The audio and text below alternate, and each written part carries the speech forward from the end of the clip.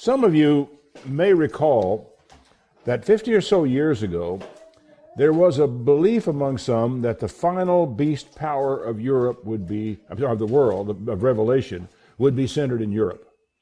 Some of you are old enough to remember that. An awful lot of you are not. I think in time that idea faded somewhat as Europe seemed to be settling down into a harmless routine and a harmless future. They'd been through 2 world wars, and that's enough for anybody. And so they were ready for some economic prosperity instead of military conquest. But it would have been hard, not have been hard to believe that Hitler, in the days leading up to World War II, was a beast, if not the beast. There were enough coincidences that one person at least, or more than one person truly, saw World War II as a sign of the end. They thought, this is it. I can remember, in fact, sitting on the porch on a summer afternoon up in Arkansas when I was just a kid, hearing my parents talk about these things and saying that wars and rumors of wars were a sign of the end, and they were wondering about the return of Christ. Enough so that one night we had an aurora borealis that scared the daylights out of me. Mussolini's invasion of Ethiopia was seen by some as highly significant. But you know, it was a different world then. Everything was different. Everybody looked at stuff differently. And it occurs to me that there's a generation here now that can't see how anyone would have thought that way. And that's, hindsight, we go looking back, we say, how in the world could anyone think that? But in truth, it's not nearly as far off the wall as some might think. In a way, you can think of history and prophecy in terms of ebb and flow like the tide. It comes in, it goes out. It comes in, it goes out. And it happens again and again. History does seem to repeat. And for a very simple reason. Human nature doesn't change. The divine nature doesn't change. And so we people make the same stupid mistakes over and over again, and God responds the same way He always has. There's nothing unusual about that. If I had been living in Judea in the year 69 and had seen Jerusalem encompassed about with armies, I would have been certain that the end was at hand, and I would have pulled up stakes and done everything I could to get out of Jerusalem someplace else. In fact, a significant number of the first Christians did exactly that. And they fled across Jordan to Pella, which is to the north of Jerusalem, north and east, really north even of the city of Amman to this day. They went there for a place of safety in 69-70 A.D. when the Romans came down and took Jerusalem and destroyed the temple. Because it was in 70 that the whole thing came to an end. Today, I want to look at the reasons why some of us felt the way we did about Europe and the beast. For some, it would be old hat, but the fact is that a great deal of what I'm going to be looking at today still lies ahead of us. We might have thought at one time that it was upon us, but apparently it was not. And it's awfully easy when that sort of thing happens to think, oh, well, we're in the clear. Nothing like that could ever happen. So, for some, this is what I'm going to talk about is old hat. But the fact is, part of it still lies ahead of us, and we need to look at it. Jesus, in the Olivet prophecy, said this. Matthew chapter 24, verse 32. Now learn a parable of the fig tree. When his branch is still tender and puts forth leaves, you know that summer is near. So, even so likewise, when you shall see all these things, know it is near, even at the doors. Verily I say unto you, this generation shall not pass till all these things be fulfilled. Now, there are 2 ways to take that last statement. 1, the generation that sees these things happen will see everything fulfilled. 2, the generation of that day would see all those things fulfilled, but not finally fulfilled. Now, I've explained this many times before, that biblical prophecy falls out again and again in terms of type and antitype. Type comes from a Greek word which basically means a die. And if you can visualize a hard metal die on the end of a kind of like a chisel, where you can hit it with a hammer and it puts an image into whatever it's being driven into. The die is the type, and the image it creates in wood, metal, or what have you is the antitype. Type and antitype, type and antitype. These repeat over and over again in the Bible. So there are more than one way of understanding what Jesus meant by that. I've always taken it to mean that the generation that sees these things start, it will happen all in one generation. They will also see it end. We'll see. The core is why some of us look to Europe as a linchpin, and it begins with a prophecy in Daniel. Your homework assignment for today is to read the first chapter of Daniel to get the broad picture. I won't have time for it today, but it's important to get the background. We're going to start with Daniel 2, verse 1. Suffice it to say that Daniel had risen to a place of significance in Nebuchadnezzar's government. Nebuchadnezzar knew who he was. I don't think he saw Daniel at this point on a day-to-day basis at all, but he was still a very important player in Babylon. In the second year of the reign of Nebuchadnezzar, Nebuchadnezzar dreamed dreams wherein his spirit was troubled and his sleep broke from him. The king commanded to call all the magicians, the astrologers, the sorcerers, the Chaldeans, to show the king his dream. So they came and stood before the king. Now, it doesn't take any great insight to think that anywhere there is a seat of power, of the kind of power that Nebuchadnezzar held, for indeed this was, at this time, the most powerful man in the world. There was nobody his equal, nobody like him. Everybody in the world really had to do obeisance to Obama. I mean, not to Obama, too. Can we cut that out? Had to do obeisance to Nebuchadnezzar, no matter who he was. Okay? He was big. Now, guess what happens? When you do that, people, it's like a dog with fleas come to dogs. They come there automatically. Charlatans, fakers, false prophets, whatever it may mean, all these things begin to circle around a man like Nebuchadnezzar because of his power. Anyway, we go on to say he showed the king his dreams. So they came and they stood before the king, and the king said, I have dreamed a dream, and my spirit was troubled to know the dream. Then spoke the Chaldeans to the king in Syriac, O king, live forever. Tell your servants the dream, and we will show the interpretation. Oh, yeah. Right. You tell me your dream, I'll give you an interpretation. I mean, I'm good enough. I could make up an interpretation going along. I see Paula nodding her head. I know she could do the same thing. So if you want to do interpretation of your dream, write Paula. She'll tell you. So, this type of thing, if you're, is easy to do. You just put things together, create a new story, and tell it to the person. Okay, big deal. Now, there's nothing unusual about the king being surrounded by phonies. That's natural. Nebuchadnezzar, though, called their bluff. He said, oh, the thing is gone from me. I don't know if it was or not. Doesn't matter. It's gone from me. If you can't make known to me the dream with the interpretation thereof, you shall be cut in pieces and your houses made into a dunghill. That's what I call calling the bluff. Now, would you conclude from this that Nebuchadnezzar had had just about enough of these creeps already? I would say that he did. He was just happy as he could be to find a reason for doing exactly that. And he thought he had his occasion, although he really did want to know about this dream.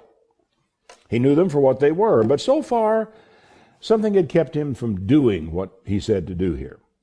But he said, if you show the dream and the interpretation, you shall receive of me gifts and rewards and great honor. So, show me the dream and the interpretation, not just your interpretation. I want to know you know the dream. Okay, the astrologers and company were shaken, but they tried to carry through the bluff. They answered and said again, well, let the king tell his servants the dream, and we will show the interpretation thereof. And the king answered and said, I know of a certainty that you are stalling for time.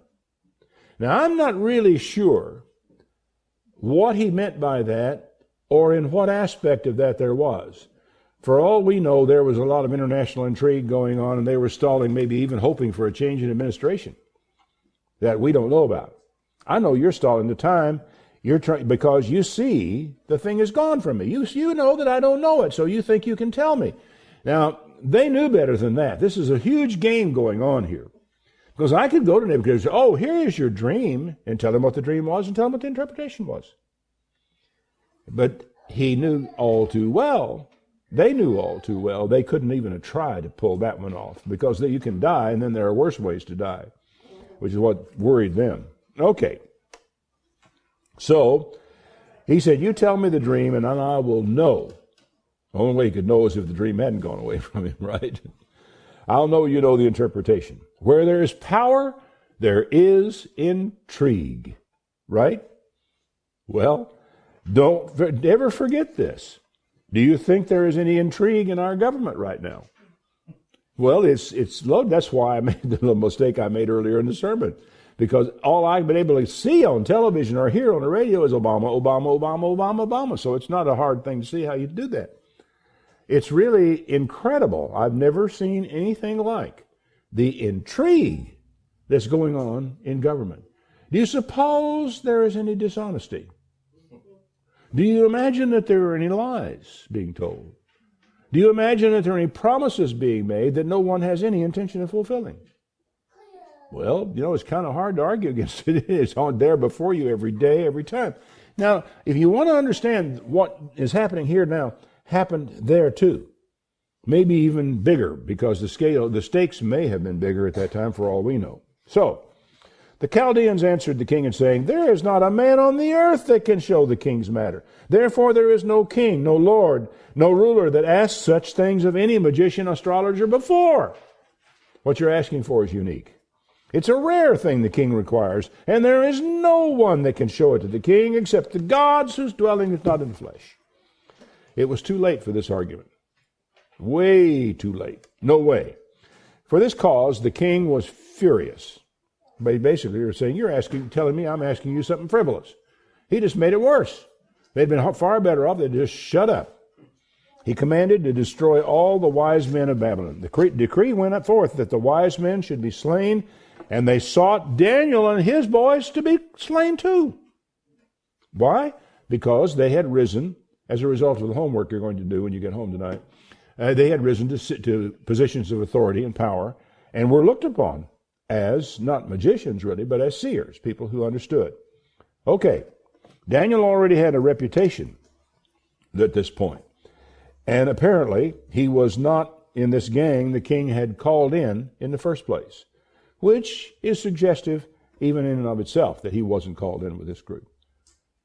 Then Daniel answered with counsel and wisdom to Arioch, the captain of the king's guard, that had gone forth to slay the wise men of Babylon. He answered and said to Arioch, the king's captain, why is the decree so hasty from the king?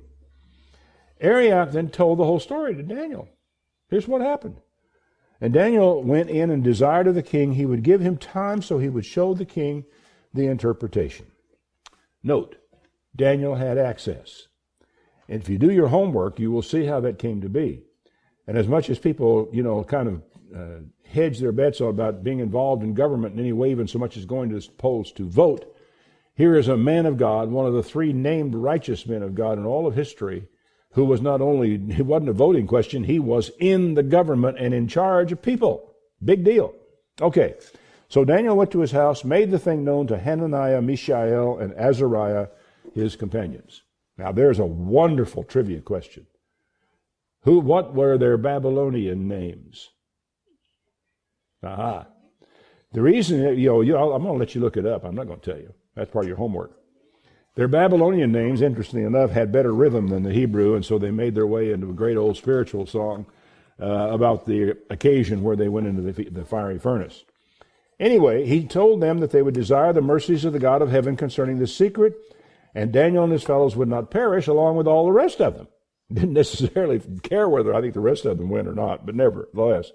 Thus was the secret revealed to Daniel in a night vision. Okay, Daniel gets his vision in the night. Verse 24. Then Daniel went into Arioch, whom the king had ordained to destroy the wise men of Babylon. He went in and said this, don't destroy the wise men of Babylon. Bring me before the king.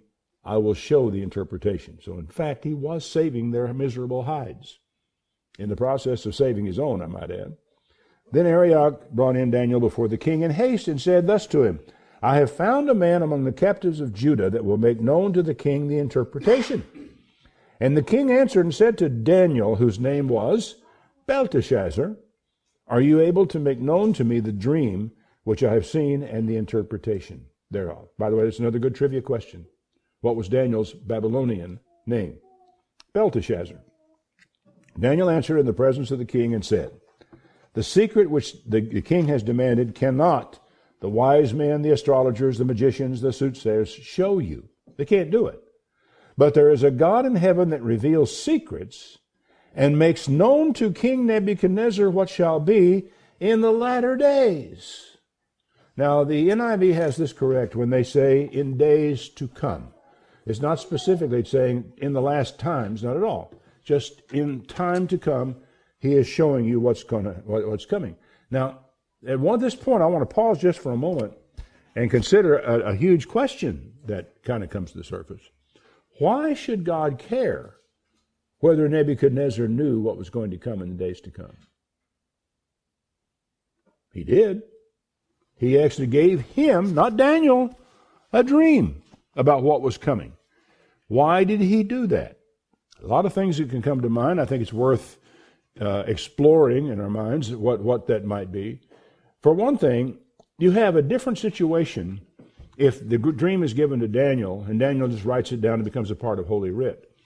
You have a different situation entirely when the dream is given to a non-Israelite, the most powerful man in the world at that time, of what is coming in the latter days. Daniel, the only person around who can interpret it to him, tells him what the dream means, and a man knows he's right because he told him what the dream was.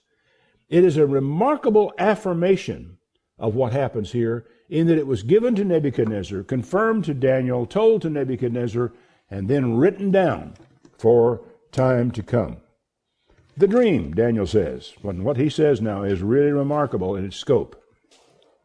Your dream and the visions of your head upon your bed are these. As for you, O king, your thoughts came into your mind upon your bed that what would come to pass hereafter. And he that reveals secret makes known to you what shall come to pass. I suppose it's reasonable that the king, having gone to bed one night, lay there wondering what the future held. Where's this going to go? What's that policy going to be? I wonder what things will be like 100 years from now. He might have done that. Well, now we're going to know. Why on earth, of all the kings that come and go, was it revealed to this man? We might begin to see. As for me, Daniel says, let's get one thing straight. This secret is not revealed to me for any wisdom I have more than any living, but for their sakes that shall make known the interpretation of the king, that you may know the thoughts of your heart. In other words, it's not given to me for any special reason, not for me. It's given for you, so you can understand the thoughts of your heart. Okay? Now the dream. You, O king, saw, and behold, a great image. That great image, whose brightness was excellent, stood before you, and the form thereof was terrible, meaning just awesome and awe-inspiring. The image's head was of fine gold, his breast and his arms of silver, his belly and thighs of brass, his legs of iron, his feet part of iron and part of clay. Now just imagine for a moment, you do not know what Daniel's going to tell him about this dream. All you know is this. Do you think you could arrive at some conclusions? What would be your imagination? What would be your thoughts about what this thing might be?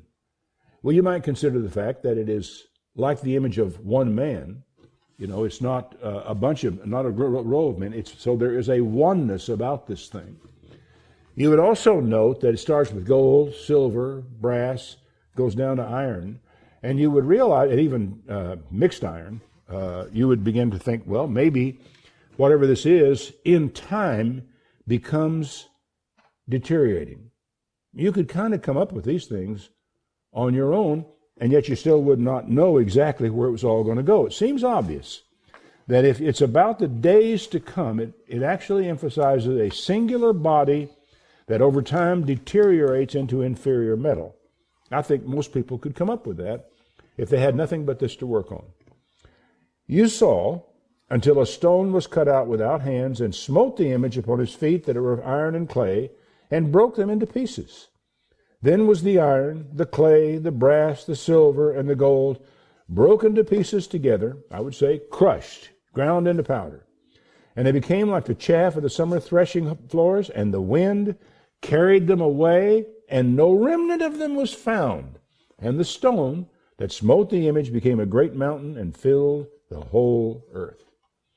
Now, we have the advantage of the New Testament. We have the advantage of history behind us. And so when we look back at this, it's not hard for us to get the general drift of what this is talking about, but it's kind of staggering to realize that this image represents something that lasts all the way from King Nebuchadnezzar to the return of Christ and the establishment of the kingdom of God.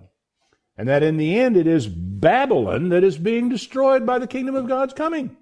Which, when you look at that in the light of Revelation, you begin to understand that this is a continuation in its own way of the Babylonian system. That's not that hard to figure. So we have that advantage. We have one body that degenerates over time till it's destroyed by another world-ruling system. So, what did God reveal to Daniel that clarified this? Now, as I said, we read up to this point. We have the advantage of history. We have the advantage of the New Testament. We have the advantage of Christ's teachings. Okay, this is the dream. We will tell you the interpretation. You, O king, are a king of kings, an emperor. For the God of heaven has given you a kingdom and power and strength and glory. And wherever the children of men dwell, the beasts of the field, the fowls of the heaven has he given into your hand and has made you ruler of them all. You are this head of gold. He's basically confirming the fact of history as well, that this man was the first true emperor in the sense of a man who ruled the whole world instead of this little fiefdom or that city or what have you.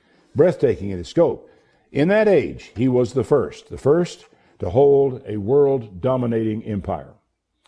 After you shall arise another kingdom inferior to you, and a third kingdom of brass that shall bear rule over the whole earth. In other words, it's basically like a continuation. And in fact, what happened was the Persians came rolling down on Babylon and took the city of Babylon, established the Persian kingdom over the same territories, and they began to go right on with it. So it is that this was here. Then is another kingdom inferior, a third kingdom of brass, which shall rule over the whole earth. So we were right. It does picture a deteriorating system, doesn't it? The system, though, is world dominating, that is the known world as they knew it at that time. Now, nearly everyone who studies this seriously has come to the same conclusion. The Babylonian Empire was succeeded by the Persian Empire, which was succeeded by the Greek Empire of Alexander the Great. It's a small step from there to the next phase of world domination.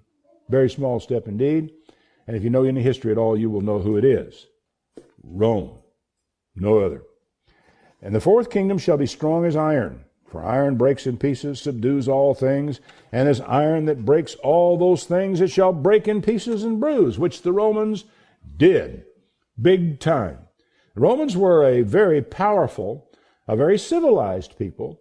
They were strong. They were not brutal for brutality's own sake. They were brutal for the goal that they were driving at. The Roman Empire had one thing in common with the British Empire. It, as much as anything else, was originally built on the idea of expanding trade, of expanding their influence, their power, and again, of making the world safe. Rome, it brought about a Pax Romana, which means a Roman peace, which allowed Christianity to take root and grow and spread far and wide, because travel at any time in history has always been dangerous, and it was never more dangerous than those previous kingdoms. But Rome said, enough already. This is exactly the same thing, by the way, that David did in his reign when he went to Mesopotamia and put down the armies over there. He actually disarmed the Iraqis before anybody ever got around to it in our century. They were nothing but trouble. It was a rabid bunch of bandits who were killing people and robbing people, and you couldn't travel safely. And word kept coming to David, probably his kingdom was losing some, and he said, enough already. And the kind of men that David had with him were no man to be trifled with. They went to Mesopotamia, disarmed them, and when the Syrians decided they would go help Mesopotamia, he disarmed them too and set up garrisons in their cities. David, Joab, and his gang were a tough bunch of hombres, to say the least, but it wasn't toughness for toughness' sake. It was to create a peace that would allow commerce to go on for the small people to be able to live in peace and safety. So it was a Pax Davida, and the Romans created a Pax Romana. Okay. There's another phase of this thing, though. We must wait. Whereas you saw that the feet and toes part of potter's clay, part of iron.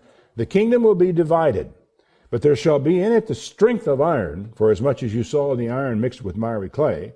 And as the toes of the feet were part of iron and part of clay, so the kingdom shall be partly strong and partly broken. Now at this point, a feeling for history is useful. Rome became divided into East and West, and the Rome that we know, as we know it, became a European power. It was not just something that took place around the Mediterranean. Once it was broken into two kingdoms, with the Eastern Kingdom and the Western Kingdom, based in Rome. They also began to look up into Europe and became a European power. It's surprising when you study it to learn that the idea of a Roman Empire persisted in Europe all the way to the 20th century. How in the world anybody could think that way is kind of hard to realize, but maybe if we were Europeans, around the beginning of the 20th century, we might not have had such a hard time realizing that, because the Roman Empire and the Holy Roman Empire were a very important part of our history. Every bit as much as our pilgrims coming to this country, the establishment, George Washington, all that, we know all that. Well, they knew all that stuff about Rome also. Now here's another homework assignment for you. Do a Google search on the Holy Roman Empire and see what you find. The Holy Roman Empire was a union of territories in Central Europe. I'm going to give you a start. You got to go find the rest for yourself. During the Middle Ages and the early modern period under a Holy Roman Empire. The first emperor of the Holy Roman Empire was Otto I, crowned in 962. The last was Francis II, who abdicated and dissolved the empire in 1806 during the Napoleonic Wars. In a decree following the 1512 Diet of Cologne, the name was officially changed to the Holy Roman Empire of the German nation. Fascinating, isn't it? In German, it's a highly... I'm not going to try to pronounce that. Latin, Imperium Romanum Sacrum Nationalis Germanicae. So, the Holy Roman Empire of the Germans. Now, perhaps you can see why Hitler could see himself as the successor of the Roman Empire with all of its trappings. Because the Roman Empire had come to Germany, had been Germanized. And do you understand why he called his government the Third Reich? Another homework assignment. What were the First and Second Reichs? His was the third. And it all links right back through the Holy Roman Empire of the Germans to the Holy Roman Empire, and back before the 9th century to what was going on in Europe, Southern Europe, Rome, and all that at that time. After the fall of what we call the fall of the Roman Empire, a lot of things changed at that time, but the idea of Rome didn't go away. Now, in the description that follows here in Daniel, verse 43, you may find an apt comparison with modern Europe. Whereas you saw iron mixed with miry clay, they shall mingle themselves with the seed of men, but they shall not cleave to one another, even as iron is not mixed with clay. I think the reason this came to mind to me today was, for a sermon, was the growing realization of the unlikely mix of the current European Union and where it's headed. With any knowledge of European history, going back to and including 2 world wars and so forth, you have to realize that all these nations around here speaking different languages. I think the Austrians and the Germans both speak German, but the Belgians don't. The Dutch don't. They speak their own language. The French certainly do not. They would not speak German unless they were forced to. The Spaniards do not. They have their own language. And the English, oh my goodness. The English won't even speak French correctly. They make it a point to mispronounce French out of contempt. Now we're supposed to take these people, bind them into one union like the United States of America, where we have a common heritage, a common language, a common currency, a common constitution so far, and all the things that we have. And they think they're going to create a United States of Europe out of that hodgepodge? I've traveled a little bit in Europe, and you're so aware of the difference in culture when you drive across a line. Last time I was in Europe, driving in Europe, I didn't have to have a passport. because I was able to travel from Italy to Switzerland, Switzerland to Germany, and so forth, without even so much as doing anything except saying, hello, how are you, and going on through customs. Nothing to it. But I will tell you this. Wandering around France, staying in a hotel out at the Versailles, taking the train into Paris, wandering around the streets of Paris, and just experiencing France, the food, the wine, the people, and so forth, and then getting in your car and driving across the border into Germany. The world changes when you do that. Now, maybe I'm too sensitive, but I didn't think it smelled the same when I crossed the border. I just felt like I was in a different spirit when I crossed over into Germany. Those people are different. They have a different history. And to me, I went to Austria, which speaks German, and it felt different from Germany. I went from West Germany into East Germany, and you talk about getting a dash of cold water in your face. That was really different. Really different.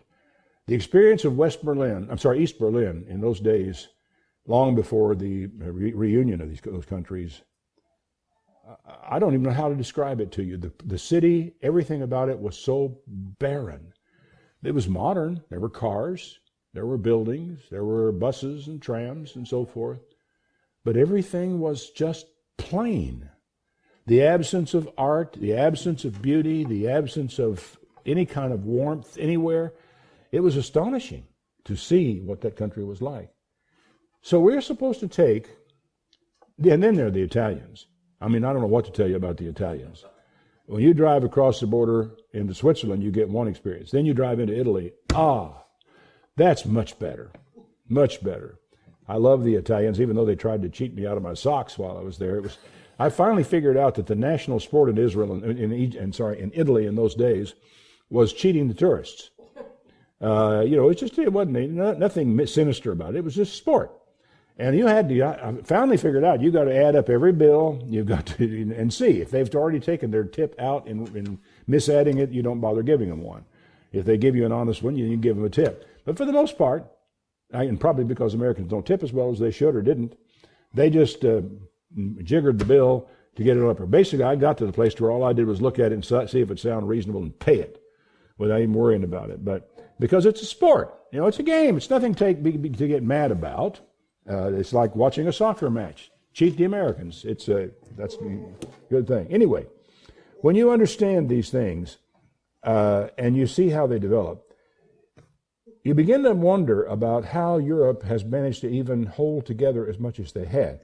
And maybe you can see why Hitler saw himself as the successor of the Holy Roman Empire with all of its trappings, although in his case it was certainly not going to be holy, and so forth. Now, when this description here, that they could not cling together, I think that this is the reason why this sermon came rolling into me, because of what I see in Europe and this very strange mix of people.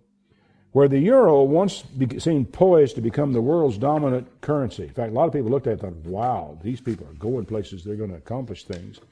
It now seems on the brink of destruction. Why? Well, then I went to Greece. And you, once again, have gone into a very old and ancient civilization, a very old people, and a people who are much more interested in goat cheese than they are in the euro. And I'm overemphasizing, exaggeration for effect. And you've come to a totally different world. But what's strange about Greece, when with what I'm reading the newspaper today, is the people are rioting against their government, who is doing the only thing the government can do to pay its bills. They don't have any choice. The people know the government doesn't have any choice, and they're still rioting against the government. I don't know what they expect to happen. I think maybe they expect the Germans to come in and bail them out, like the American government went in and bailed out our banks and General Motors and things like that. See, because there are some assumptions in the European Union that are not valid. They just aren't. What they really amount to over there is a treaty, and it was a huge mistake on their part to tie their economies to one currency. They really desperately needed that difference from country to country to country, just like their languages are going to hold up. As long as those people couldn't be brought to speak the same language, they should never have attempted the same currency. And it's going to, I think, bite them again. Greece may be underlining the problem, and history may be about to repeat itself again in Europe. Well, who cares? History is boring. But here is what comes next. Verse 44.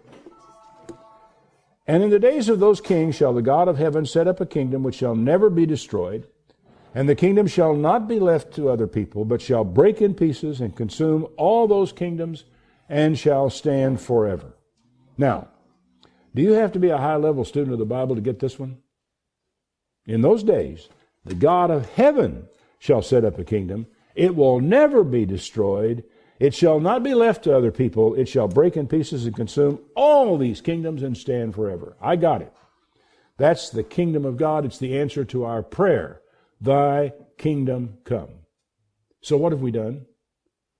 We have come all the way from Nebuchadnezzar all the way to the return of Christ with one dominating system in all this period of time that deteriorates, and finally has to be crushed.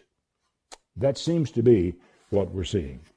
For as much as you saw that the stone was cut out of the mountain without hands, and that it broke in pieces the iron, the brass, the clay, the silver, and the gold, the great God has made known to the king what will come to pass hereafter, and the dream is certain, and the interpretation thereof is sure.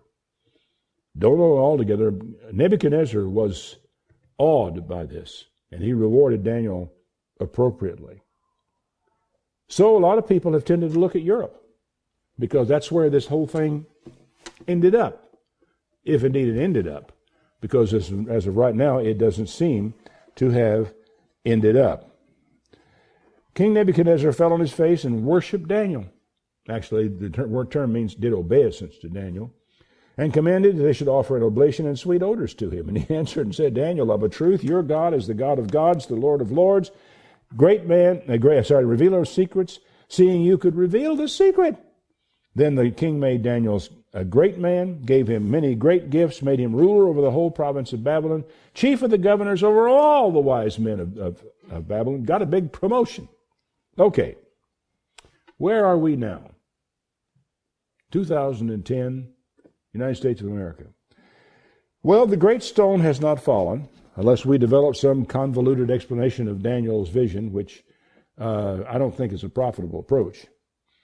But I'm not about to make the mistake that others have made before me and cry wolf because I see Europe in trouble. Europe's been in trouble before, it's had its ups and downs before, and I understand this. How on earth can a sick old man of Europe be a major player in the time of the end? Well, somewhere along the way, the final resurrection of the Roman Empire became connected in many people's minds to the beast of Revelation 13.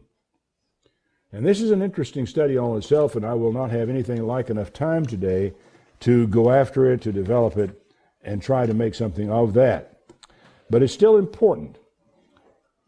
I don't recall the time, but I know since the 1970s I have been a skeptic about the European common market turning out to be a great power, the great power. I didn't dismiss Europe then as a partial fulfillment of Daniel's prophecy, but it was hard to see the common market as the great power of Revelation 13. I heard others speak about it, and every time a new nation was added to it, they had 8 and then they had 9. Everybody got very excited. We had 10. We got the 10 nations, the 10 toes, and all this kind of stuff. I didn't really think so. I didn't get excited about that. It's hard for me to tell you exactly why I didn't, but I didn't. I think it's because I did in my own mind connect this to Revelation 13. Now, there is something to this. Revelation 13, verse 1. John says, I stood on the sand of the sea. I saw a beast rise up out of the sea, having 7 heads and 10 horns. 10 horns? 10. Oh, look at that. Upon his horns, the 10 crowns. Upon his heads, the name of blasphemy. It's that number 10. Pops into here. A horn is an icon for power. The head is an icon for kings. Now, let's understand each other, and this is something I think has really become clearer in the modern world. Whenever you're working on your computer and you have on the page in front of you, I think I counted on one program I was using as many as 40 icons in sight on the page. What's an icon? It's an image that stands for something else. In the case of your computer, it stands for a whole sequence of commands that are going to be carried out to do what it is that you want to get done. Okay, an icon. Icons, the Bible is absolutely loaded with icons. We call them symbols in some cases, okay? So we have the horn, an icon for power. The name of blasphemy, what's that? I don't know. I just think it's something to file away in your memory and remember this guy is going to be carrying the name of blasphemy. The beast which I saw was like a leopard. His feet were like the feet of a bear. The mouth is the mouth of a lion. And the dragon gave him his power, his seat, and his great authority. Now, a student of Daniel will recognize the terms, the icons really, for Alexander, for Persia, or maybe Babylon, maybe Rome. But these are icons being popped out at us. The leopard, the bear, the lion, and the dragon. All of these are icons. They stand for something else. Okay. I saw one of his heads, as it were, wounded to death, and his deadly wound was healed. And all the world wondered after the beast. And they worshipped the dragon that gave power to the beast. They worshipped the beast, saying, "Who is like the beast? Who is able to make war with him?" This passage was my clue. Something really big had to happen to bring about the emerging beast power. It was not, I could not see it as being something that was negotiated by treaties, as people, statesmen sitting down and discussing things and writing up papers and making agreements and so forth and creating something that the scriptures say. It was wounded to death, his deadly wound was healed, and all the world wondered after the beast. They all were staggered by this thing. It's as though this beast comes out of nowhere and is a total surprise to everybody when it finally appears. I wondered, well, could it be an economic collapse of Europe? Because they certainly were building a house of cards. And an economic collapse of Europe, well, all you have to do to understand how this could be is look at a history of Europe from 1929, 1925, right on through the Second World War. Because what you had was a complete economic collapse. People having to take a wheelbarrow full of money to go to the store to buy a loaf of bread. I mean, it was unbelievable, the inflation that they had. People were out of work. The trains weren't running on time. Nothing was working like it was supposed to. Their nation was descending into chaos. What they were crying out for, and one philosopher, I think, said this. He said that time will come when there will be 1,000 or 1,000,000 voices rising all over the place crying for someone to take command, take charge, make sense out of all this. Well, they got someone. They got Adolf Hitler. And with the ebb and flow of history, Hitler flowed onto the scene and we threw him back in the ocean. But it isn't over. The tides will still come again. And I think what I came to see, frankly, and I was starting to see this in the late 70s, is that what's very much more likely to happen is a major collapse in Europe, followed by being willing to turn the reins of power over to somebody who could make sense out of the chaos and provide some leadership. Happened before. Let us never imagine it could not happen again. So, this is not a description of an economic union. It might be of a catastrophic collapse of the system and a willingness of the people to give dictatorial power to a man who can make the trains run on time. And Hitler did. He made the trains run on time. In fact, if you didn't make the trains run on time, you might end up in a concentration camp. The history of Europe after Hitler ebbed. It may be at a low tide right now. History ebbs and flows.